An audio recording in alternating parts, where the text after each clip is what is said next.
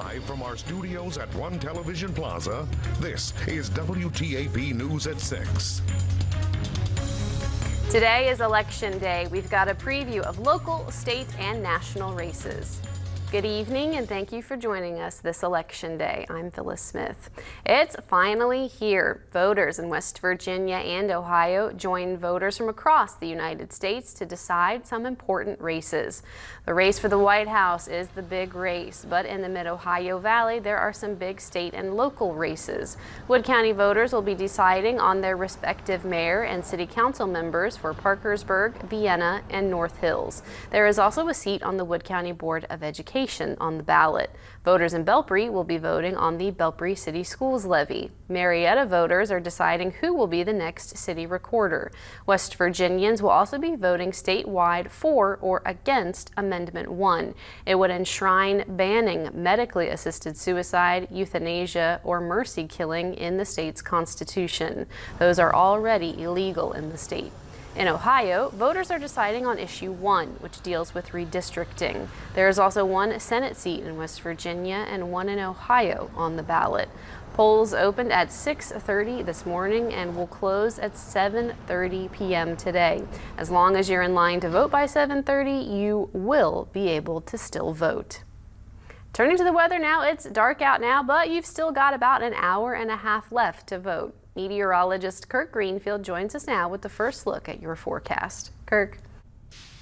Amazingly mild in the Mid-Ohio Valley as we line up to cast our votes. The Highmark West Virginia Skycam says we're at 78 degrees right now. Feels like 79. The breeze out of the south at 6 miles per hour and the relative humidity 36%. The pressure 29.95 inches and falling somewhat rapidly. When we take a look at our evening planner, about 72 at 8 o'clock. We expect to be mostly clear as we go through the rest of the evening, but no chance of precipitation tonight as we give you some of the election returns. It'll be tomorrow afternoon probably before most of us see some showers, but we'll talk about what's to come for the rest of the week when I return in just a few moments. Back to you.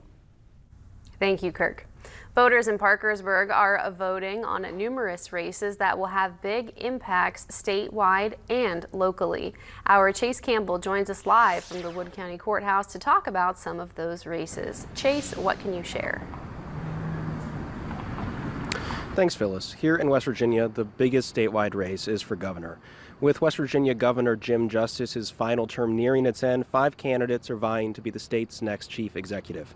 Republican Patrick Morrissey, Democrat Steve Williams, Libertarian Erica Kolenich, Constitution Party candidate S. Marshall Wilson, and Mountain Party candidate Chase Linko Looper all seek the governor's office. We recently ran a story covering several of these candidates and their positions, which you can find at WTAP.com. Common concerns among some of these candidates include keeping people in the state, improving West Virginia's CPS system and education, and economic development. Here in Parkersburg, incumbent Republican Mayor Tom Joyce is seeking a third term. He's being challenged by Democrat Sherry Dugan. Joyce points to a record of fiscal responsibility, fighting blight, and improving infrastructure over the last 8 years, and says he wants to keep that work up in another term. Dugan is no stranger to politics herself, having served on city council in the past. She says she wants to work on blight and infrastructure too, among other issues facing the city, and adopt an open-door policy that would make her more available to her constituents. I'll continue to have updates on these races and more as the night goes on, but that's it for now. Thank you, Phyllis. Back to you. Chase Campbell reporting live in Parkersburg. Chase, thank you. And voters were making their voices heard at the polls in Wood County, West Virginia, and Washington County, Ohio. Wood County resident Mark Perry said voting was simple at his voting location at Van Devender Middle School. Washington County resident Chris Schilling also said things went smoothly at his polling location in Benson. Both said that today was an important day to make their voices heard.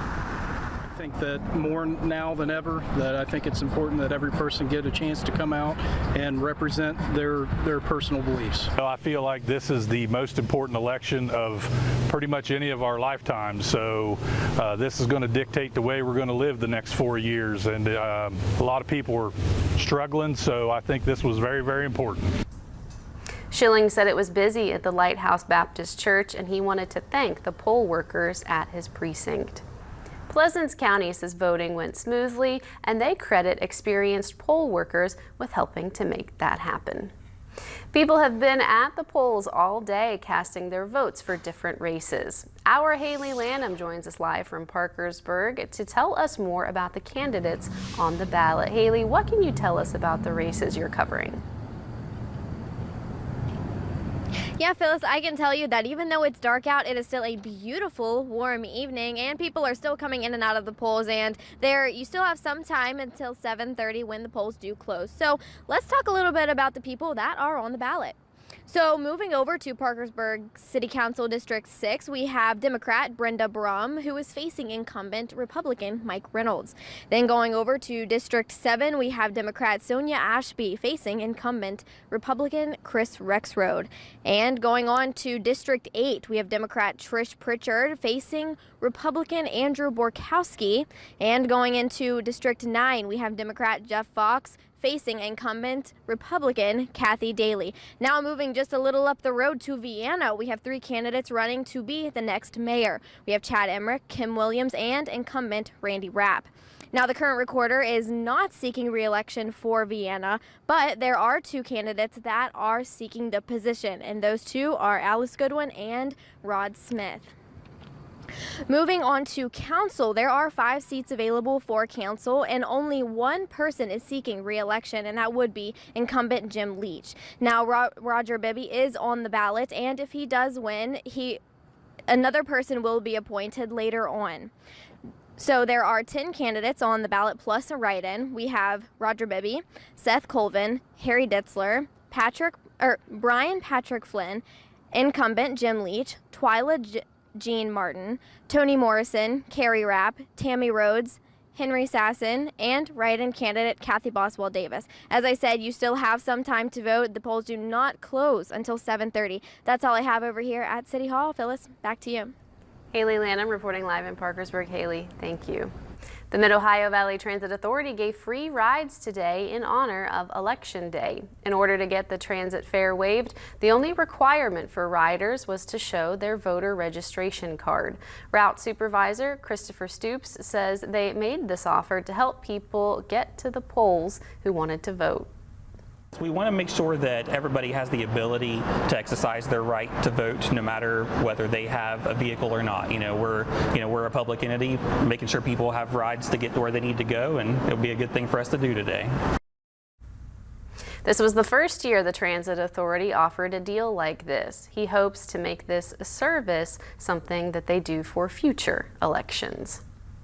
And right now, voters still have time to head to the polls to make their voices heard for the 2024 general election. Our Logan Riggenbaugh joins us live from the courthouse to introduce a few of the candidates in Parkersburg and Wood County and some of the levies on the Wood County, Ritchie County, and Eastern Local School District ballot. Logan, what can you tell us about the candidates and those levies? Thanks, Phyllis. It is a beautiful night here in Parkersburg, and like Haley said, there have been some people coming and going from the polls here at City Hall. And let's talk about some of the candidates from Parkersburg City Council and the Wood County Board of Education and those levies you mentioned. To start off, we have the Parkersburg City Council District 4 race. The candidates are Democratic incumbent Wendy Tuck and Republican challenger Patrick McCormick.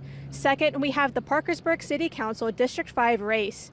The candidates are Democratic incumbent J.R. Carpenter, Republican challenger Del Pomeroy, and independent challenger Zach Huffman. Third, we have the Wood County Board of Education race. The candidates are incumbent Rick Olcott and challengers Chad Conley, Ryan Henry, and Randy Modezit. Ritchie County residents will have to vote yes or no on the ambulance excess levy.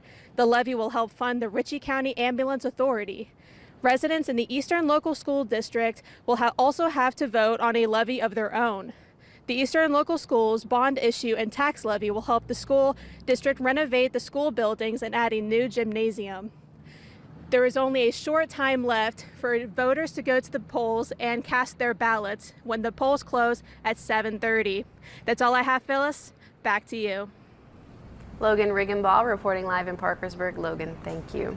Still ahead, our coverage of the 2024 general election is not only on the air, we'll be online as well. We'll tell you more about how to keep tabs on the election all night long next at 6. We had a sunny and very warm election day in the Mid-Ohio Valley, but will that warmth last? That's next.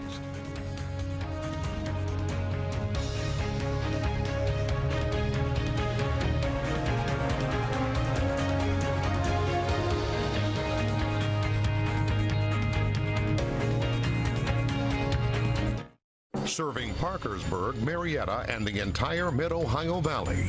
You're watching WTAP News at 6. Millions of Americans across the country are heading to the polls to cast their ballot for the next president of the United States. The election is expected to be a close contest between former President Donald Trump and Vice President Kamala Harris. WTAP's Washington News Bureau correspondent Brendan Cullerton tells us what we can expect tonight from the Capitol.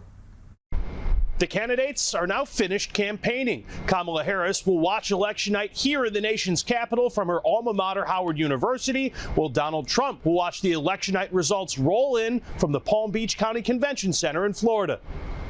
Polls show a tightly contested race between the former president and current vice president. For a winner to be determined tonight, polls would likely have to be off by several points in one candidate's favor. The earliest polls close in any state is 7 p.m. Eastern time, with the last state being Hawaii, where polls close at midnight Eastern. If the election does come down to a few key swing states, results will come in later. Pennsylvania and Wisconsin were not allowed to count mail-in ballots until today. In 2020, the winner of Pennsylvania was not determined until the Saturday after the election.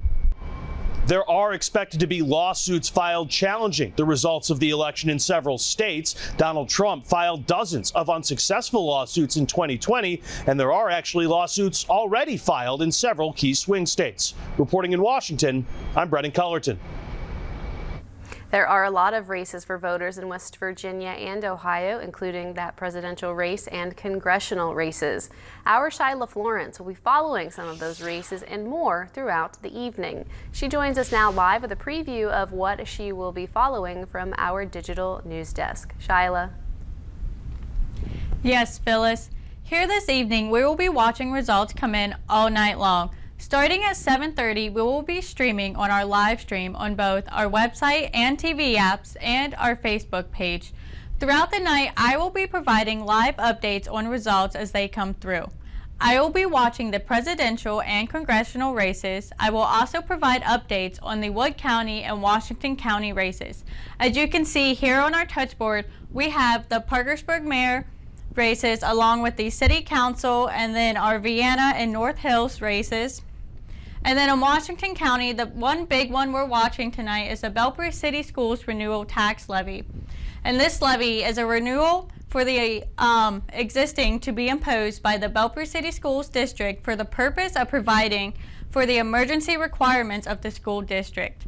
And you can watch our live digital coverage on our live stream on our website at WTAP.com, on our Roku and Apple TV apps, and on our Facebook page. I will continue to provide updates as we get them. And when I'm not in local coverage, we will be streaming our local news live channel, which will continue to give you updates nationwide. Back to you, Phyllis.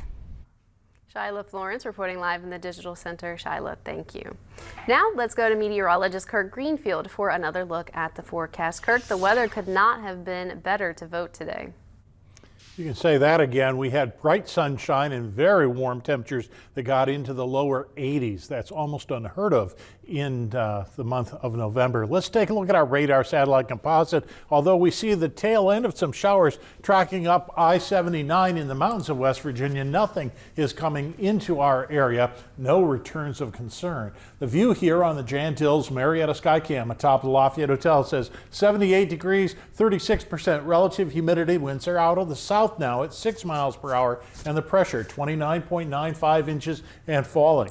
When we take a look at our current temperatures, we're at 78, 76 at Charleston, 75 at Columbus and Wheeling, already 71 in Athens. When we look for winds, they're generally from the south, about 6 miles per hour. Charleston a little bit stronger, 14. Athens is already reporting calm conditions, and we're about 6 to 8 degrees warmer than we were yesterday at this same time. So what a breath of fresh air we've had today. When we zoom out and take a look at the big picture here, again, some showers along with some smoke from some of the wildfires drifting up from the south, expected to pass through West Virginia. We are not anticipating any rain showers until we get into tomorrow noontime or so. You can see that flow coming up from the south. That'll continue to rush like squeezing a bar of soap. It's going to rush up from the south and continue off ahead of that cold front that will be arriving tomorrow. So Futurecast suggests we'll see some broken skies, no chance of precipitation this evening. By the time we get into tomorrow morning, there may be just a few sprinkles as we're doing the morning commute. The heavier downpours over by Cincinnati and draped down by Louisville. Eventually, we will see the showers come to an end in the afternoon. Maybe a few lingering showers, but for the most part, things will be quiet as we go into Thursday and the wind direction changes.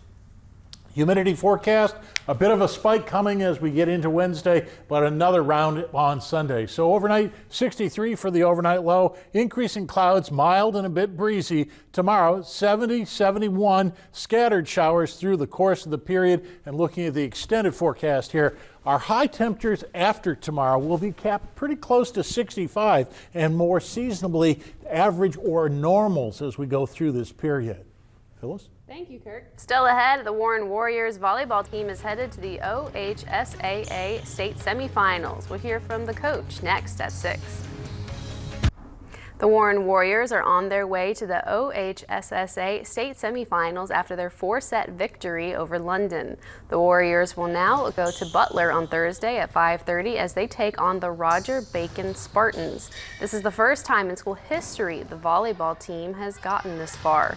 Head coach Ann Skufka says the team must stay focused going into this next matchup. We can't look ahead at that final one until we take care of business on Thursday, and that's what these girls are focusing on since Saturday when we left the arena is, okay, we got to focus on this next team, and thankfully we were able to get a little bit longer of a break. Our Peyton Brooker will have more on this story later tonight. Speaking of sports, the latest playoff ratings have been released for football teams in West Virginia as the regular season is almost over. Our Josiah Schuneman will share the latest playoff ratings in sports after this.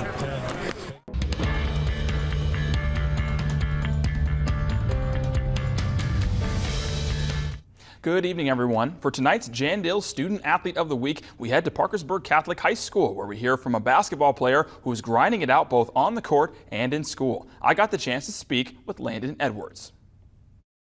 Student Athlete of the Week is sponsored by Jan Dill's Attorneys at Law and WTAP. This is home.